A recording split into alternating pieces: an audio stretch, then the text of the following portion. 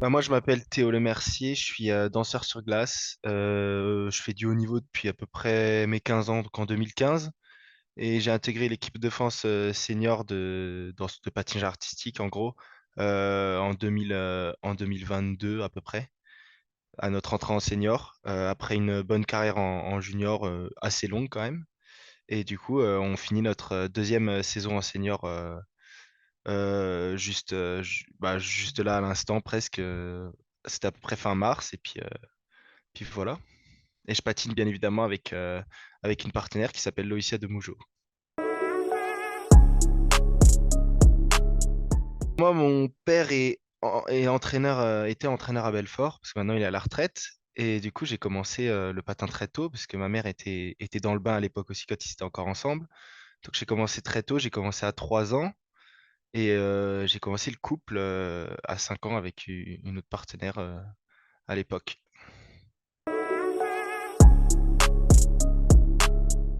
Alors, j'ai pas eu vraiment de coupure de patinage. J'ai toujours fait quand j'étais petit, jusqu'à à peu près mes 15 ans, où je suis parti vraiment pour m'entraîner en haut niveau en danse sur glace. Avant, je faisais plein de sports en même temps, c'est-à-dire que je faisais autant de sports que maintenant, sauf que j'en faisais plein. Je faisais du handball aussi, j'ai fait de la gym, j'ai fait du tennis, j'ai fait plein de sports comme ça.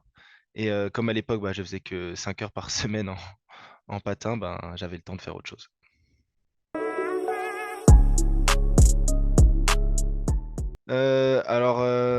Bah déjà, c'est le fait de glisser, d'aller. La vitesse, c'est très agréable.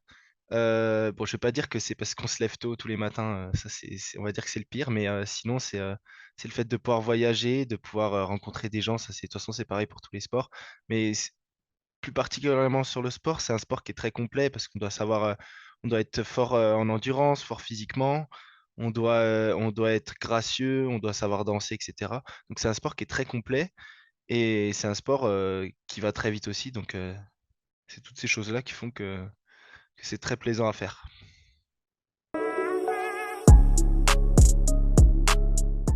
Alors dans notre cas, on se connaissait déjà avant parce qu'on patinait ensemble dans le club de Belfort du coup. Et on se connaissait plutôt assez bien. Et c'est en partant en 2015, mon autre partenaire a arrêté. Et notre entraîneur actuel, Karina Ribert, nous a proposé de faire une collaboration ensemble. Et après, ben, ça s'est fait comme ça. Moi, j'avais patiné toute ma vie avec une autre partenaire. Elle avait fait du solo toute sa vie aussi. Donc, le temps d'adaptation n'était pas forcément très rapide, mais au final, ça s'est fait très bien. Et puis voilà, ça s'est fait comme ça. Mais nous, on avait la chance de se connaître déjà avant. En gros, avec ma partenaire actuelle, on est double champion de France junior. Dans les grosses lignes, double champion de France junior. On a pu faire sur notre avant-dernière année junior une finale des Grands Prix. Donc des Grands Prix, c'est une sorte de Coupe du Monde, junior avec plusieurs compétitions et un circuit des Grands Prix. Donc on a réussi à se qualifier pour la finale pour notre avant-dernière année junior. Malheureusement, la dernière, c'était l'année du Covid, donc on n'a pas eu grand-chose. Et sinon, en senior, nos meilleurs résultats, c'est on a fait quatrième 2 fois sur des épreuves de Coupe du Monde, cette fois-ci en senior. Et on a fait septième au dernier championnat d'Europe et quatorzième au dernier championnat du monde. Voilà, dans les grandes lignes.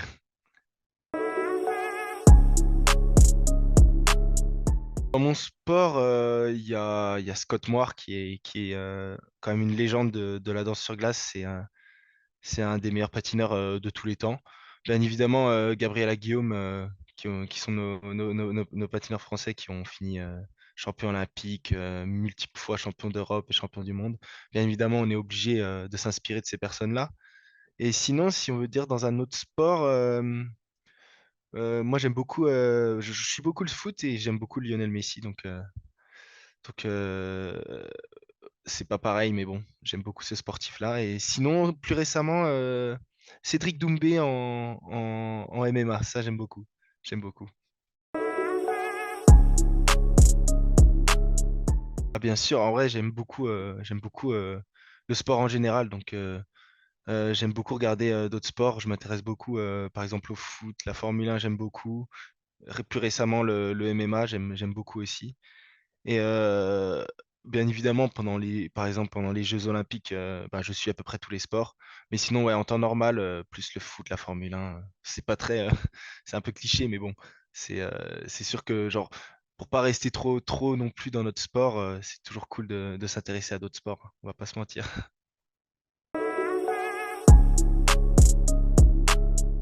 Je dirais la qualification à la finale, donc à Gdansk en Pologne, et ça se jouait, c'est joué à un poil de chat, je sais pas si ça se dit comme ça, mais ça s'est joué à rien et on avait toute une armada russe qui voulait absolument mettre leur coupe pour la finale. Donc ça a été tout un jeu de stratégie sur quel Grand Prix aller, quel Grand Prix se placer, etc.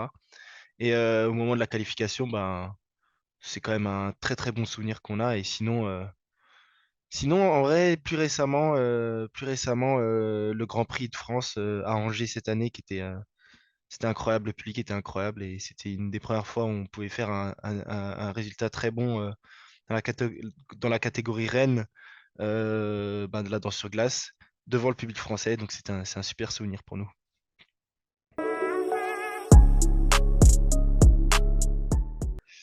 Bah, on s'échauffe toujours et il y a toujours un moment où on se retrouve tous les deux où on se concentre, on se tient la main, on souffle, on respire ensemble. C'est toujours un petit moment comme ça. On n'a pas vraiment de choses spéciales à faire, mais il y a toujours un moment où on doit se retrouver tous les deux, se concentrer à deux, parce que c'est quand même un sport de couple. Donc, c'est pas des performances individuelles. Donc, on est obligé d'être connecté. Si on l'est pas, ça ne marchera pas. Donc, on est obligé de un moment, avant de passer ou à l'échauffement, de se retrouver comme ça.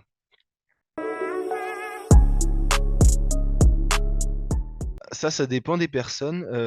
Dans notre cas, on est très très amis en dehors. On sort pas ensemble, mais on est très très potes. On se connaît très très bien. C'est un peu une relation frère-sœur, j'ai envie de dire. Même si bon, il n'y a pas le lien de sang à côté, mais on est très très proches et dans notre cas, c'est très important de garder une très bonne relation ben, entre partenaires. Après, je sais qu'il y en a qui sortent ensemble, il y en a qui sont que professionnels. Peu importe, en vrai, peu importe la personne, tant que ça va aux deux, le but c'est que ça marche. Après, nous, je sais que dans notre cas, on a besoin de se retrouver des fois, on mange ensemble, on regarde des films ensemble. Enfin, c'est toujours, voilà, on a toujours besoin d'avoir une sorte de connexion qui permet, ben, après, d'être plus proche et de se connaître mieux, quoi. C'est compliqué parce que tu peux pas, dans un sport aussi complet que celui-là, tu peux pas avoir qu'une seule qualité, mais si j'ai envie d'en dire une, je dirais la grâce quand même. La grâce. Parce que si on fait aucun effort là-dessus, ça peut pas marcher. Donc on va dire la grâce, ouais.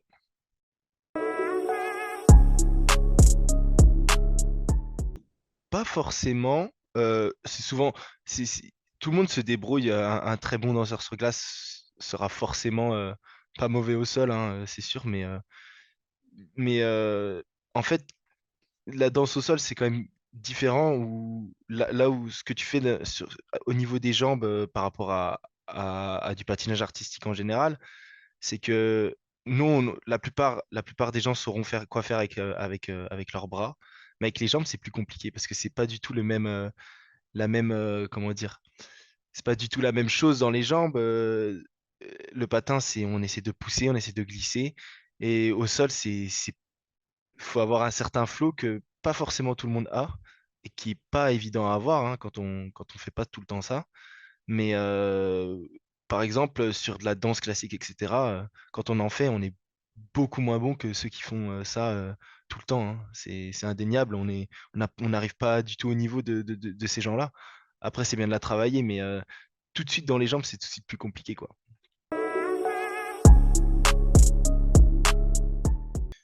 Alors, nous, ce qu'on fait la plupart du temps sur une semaine type, c'est que bah, tous les jours, c'est à 6 heures, sauf le mercredi. Donc, le lundi, mardi, jeudi, vendredi, samedi, c'est 6 heures sur glace. Du lundi au vendredi, on fait 6 heures midi, en gros, où on fait 2 heures de glace de 6 heures à 8 heures.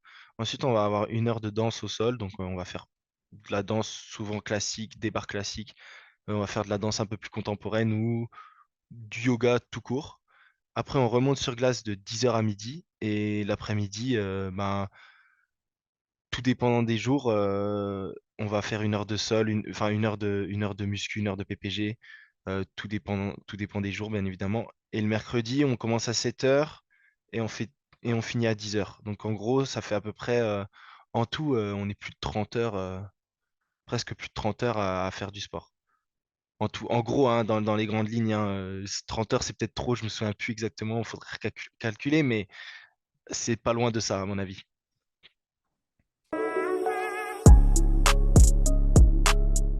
Une super expérience avant tout parce que quand on est petit et qu'on voit les champions passer dans notre ville, moi, que je me souviens en étant petit, c'était incroyable, c'était trop bien, on aimait trop les rencontrer, etc.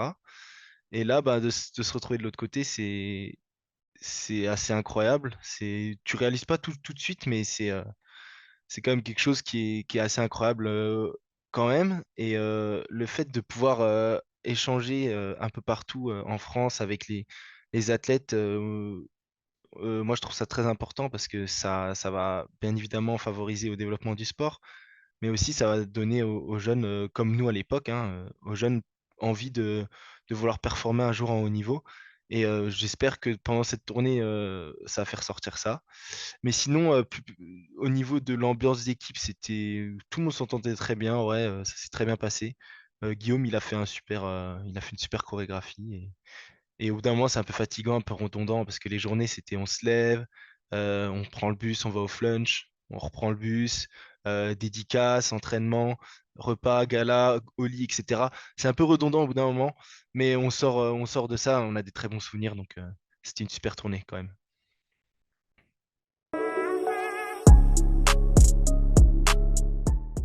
Pour nous personnellement, c'est toujours quelque chose de spécial de pouvoir repatiner à Belfort, surtout en dernière date, et surtout que ben, quand j'étais petit, moi j'ai regardé de Belfort la tournée, donc moi j'adore toujours revenir à Belfort, c'est mon foyer quoi, c'est là où j'ai commencé, j'ai passé 12 ans de ma vie là-bas, et c'est là où j'ai appris à patiner, où j'ai commencé à aimer le patinage, donc pour nous c'est toujours très spécial à Belfort, mais une autre ville où ça s'est très bien passé. En vrai, c'était bien dans toutes, franchement, c'est compliqué de dire, mais honnêtement, Niort, c'était très bien, il me semble. Niort, franchement, j'ai un très bon souvenir de Niort. En tant que spectateur, moi, je préfère les JO d'été. Euh, j'adore les cours, j'adore l'athlétisme, c'est toujours trop bien à regarder, la natation.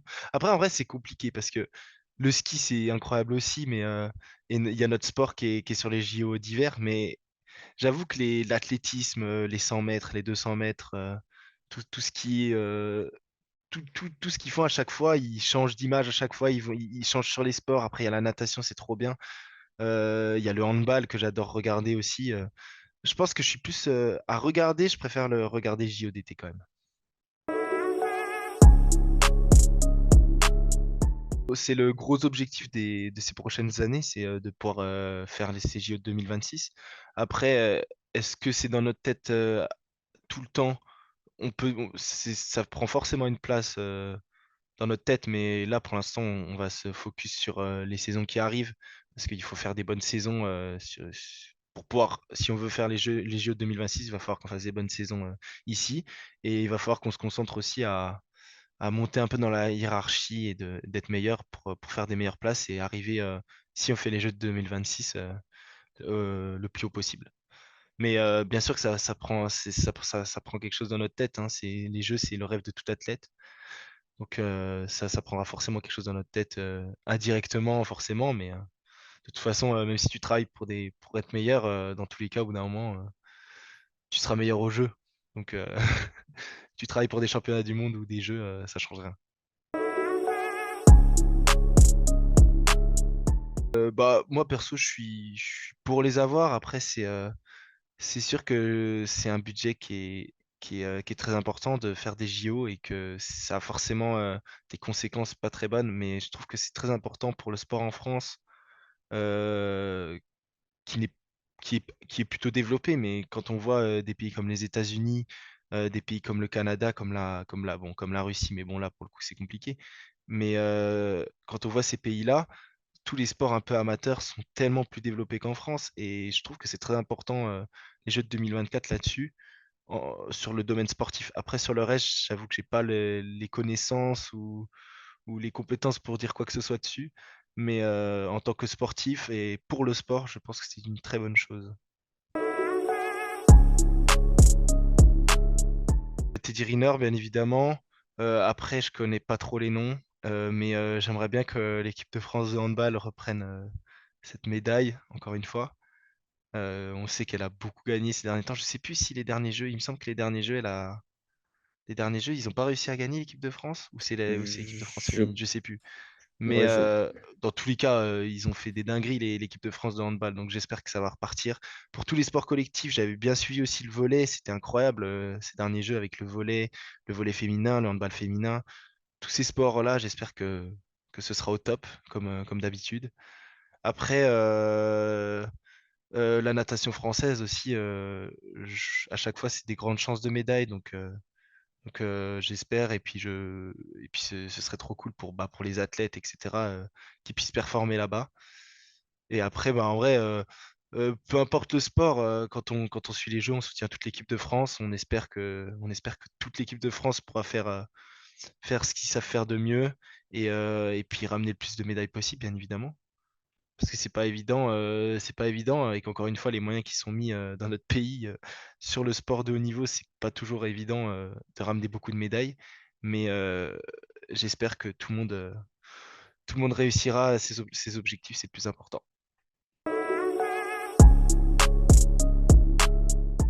Bah là pour nous, on est en pleine préparation de la prochaine saison, on prépare nos nouveaux programmes. Notre prochaine compétition, donc là on est en plein off-saison, et ça vient même de commencer. Les premières compétitions, ce sera plutôt vers septembre. Donc là on prépare nos programmes, on va faire des stages, on aura un peu de vacances en juin, ce qui nous permettra à ma partenaire et moi de pouvoir faire le gala de Belfort. Mais sinon là en ce moment, bah, moi je passe mon DEGEPS, c'est mon diplôme d'état pour devenir entraîneur. Donc je suis en plein dedans là parce qu'il faut que je rende un dossier dans pas très longtemps. Mais sinon voilà, on prépare la saison et on fait nos examens en gros.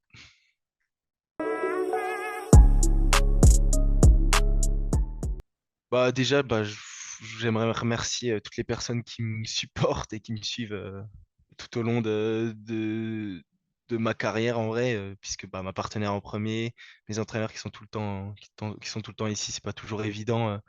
On sait que tous les sportifs sauront que c'est pas facile tous les jours de se lever, d'aller travailler, etc. Tu dois charbonner tous les jours. C'est des sacrifices aussi. Après, on sait pourquoi on est là. On veut tous performer le plus haut possible. Donc, merci à ma partenaire, à mes parents aussi qui m'accompagnent énormément, qui me soutiennent énormément, et à mes entraîneurs pour tout ce qu'ils font. Et voilà, en gros, je pense qu'on peut finir là-dessus.